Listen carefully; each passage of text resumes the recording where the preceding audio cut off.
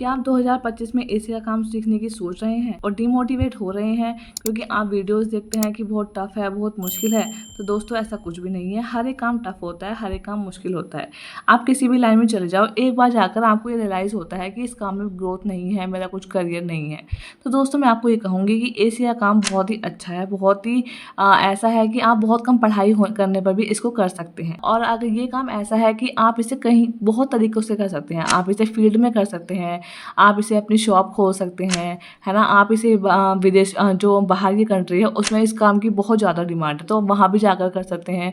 और अगर आपको ऐसा नहीं करना, आपको एक जॉब के उस पे करना है, तो बहुत सारे होटल हैं, बहुत सारे ऐसी कंपनीज़ हैं जो एक ऐसा बंदा ढूँढती हैं जो मंथली मेंटेनेंस का चार्ज ले, और मंथली ले या ईयरली भी ले सकता है, सब पूरे साल का भी ले सकता है।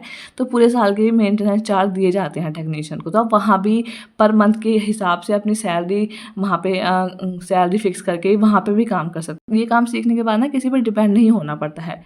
जब किसी अच्छे टेक्नीशियन से सीखोगे तो आपको वहाँ सब चीज़ें बताई जाती हैं कि आपको सेफ्टी कैसे रखनी है, किस तरह से आपको गैस चार्ज करनी है, किस तरह से आपको मशीन ठीक करनी है, किस तरह से आपको कंप्रेसर पर काम करना है। तो वो चीज़ें आपको बताई जाएंगी ना। तो ऐसा नहीं है कि बहुत ज़्यादा डेंजरस है। हाँ है थोड़ा, क्योंकि ये इलेक्ट्रॉनिक का काम है। इलेक्ट्रॉनिक का कोई भी काम हो, चाहे वो बिजली के वायरिंग का काम हो या कुछ भी, आप कोई भी, चाहे फ्रिज का हो, चाहे वॉशिंग मशीन का हो, हर एक काम रिस्की होता है।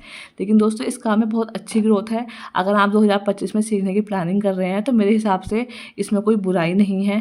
दूसरी चीज़ ये है कि इसमें स्टार्टिंग में आप 10 से 20 हज़ार तक कमा सकते हो, और जब आप कंप्लीटली इसको सीख जाते हैं तो आप इस पे आप जो है 30 से 50 हज़ार तक मंथली मिनिमम आप ये कमा सकते हैं सीज़न के टाइम पे। और जब आपका सीज़न, हमारा सीज़न जो है ऑफ हो जाता है, सर्दियाँ स्टार्ट हो जाती हैं, तो तब भी आपको कुछ ना कुछ काम मिलता रहता है। ऐसा नहीं है कि काम नहीं मिलता है।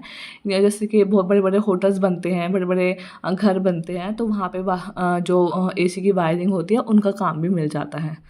तो उसमें भी आपको बहुत ज़्यादा प्रॉफिट हो सकता है। एसी के काम में बहुत सारे पड़ाव आते हैं, जैसे कि एसी सर्विस करना हो गया है, एसी रिपेयर करना हो गया है, एसी में गैस फिल करना हो गया है ना? बहुत सारी चीज़ें होती हैं, तो उसमें भी इसके जो है अलग-अलग चार्जेस हैं। जो है आप अपने अकॉर्डिंग जितना आपको सही लग रहा है, आपका जितना उसमें टाइम लग रहा है, जितनी आपकी उसमें आपका मटेरियल लग रहा है, आप उसके अकॉर्डिंग कस्टमर से वो चार्जेस ले सकते हैं।